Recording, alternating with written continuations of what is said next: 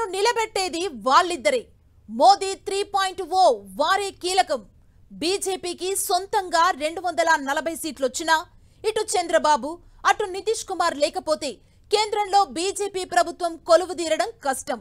ఇదే అవకాశంగా చంద్రబాబు నితీష్ కుమార్ బీజేపీ ముందు తమ డిమాండ్లను పెడుతున్నారు. మంత్రిత్వ శాఖలతో పాటు రాష్ట్రాల అభివృద్ధికి నిధుల కోసం టీడీపీ జేడీయూ పట్టుబడుతున్నట్లు తెలుస్తోంది. కేంద్ర క్యాబినెట్లో టీడీపీకి దక్కే బెర్తులెన్ని? బాబు అడుగుతుందేంటి? బీజేపీ ఏమిస్తామంటోంది? నితీష్తో పాటు మిగతా పక్షాలకు ఎన్ని మంత్రి పదవులు? ఈసారి ఎన్నికల ఫలితాలు నేషనల్ పాలిటిక్స్ సరికొత్త టర్న్ తీసుకునేలా చేశాయి.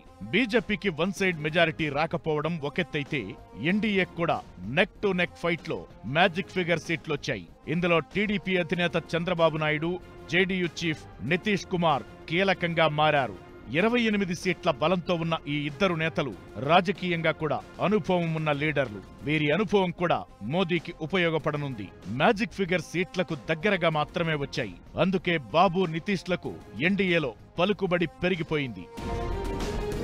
ఎన్డీఏకు మద్దతిస్తున్న చంద్రబాబు కేంద్ర మంత్రివర్గంలో 4 బెర్తులు అడుగుతున్నట్టు తెలుస్తోంది.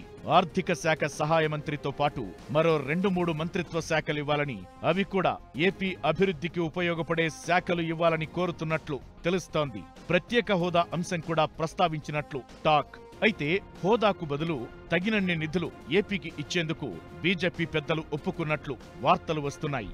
పోలవరంకు మిగతా నిధులు ఇవ్వడంతో పాటు రాజధాని అమరావతి అభివృద్ధికి చేయూత అందిస్తామని భరోసా ఇచ్చినట్లు తెలుస్తోంది. టీడీపీ తరువాత ఎన్డీఏలో కీలకంగా ఉన్న జేడీయూ కూడా 3 క్యాబినెట్ బెర్తులు కోరుతున్నట్టు తెలుస్తోంది.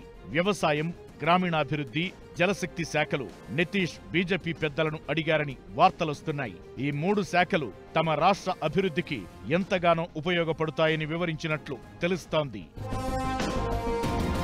ఇక ఎల్జేపీకి చెందిన రామ్ విలాస్ పాస్వాన్ కొడుకు చిరాగ్ పాస్వాన్ కు ఇండిపెండెంట్ హోదా కలిగిన కేంద్ర మంత్రి పదవి దక్కే ఛాన్స్ ఉంది. పోటీ చేసిన 5ంటికి 5 సీట్లలో ఎల్జేపీ విజయం సాధించడంతో ఆయనకు ప్రాధాన్యత ఇచ్చే అవకాశముంది.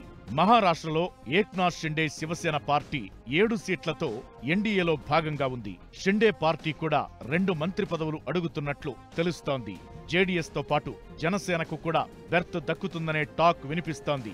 అజిత్ పవార్ ఎన్సీపీకి కూడా అవకాశమిస్తారని చర్చ జరుగుతోంది. పార్టీ చిన్నదా పెద్దదా, గెలిచిన సీట్లు 1 లేక 10ల సంఖ్యలో అన్నదానికంటే ప్రతి పార్టీతో ఈసారి ఎన్డీఏలో అవసరముంది. అందుకే అందరినీ కలుపుకుపోయేందుకు అన్ని పార్టీలకు క్యాబినెట్లో అవకాశం కల్పించేందుకు బీజేపీ పెద్దలు ప్రయత్నాలు చేస్తున్నారు.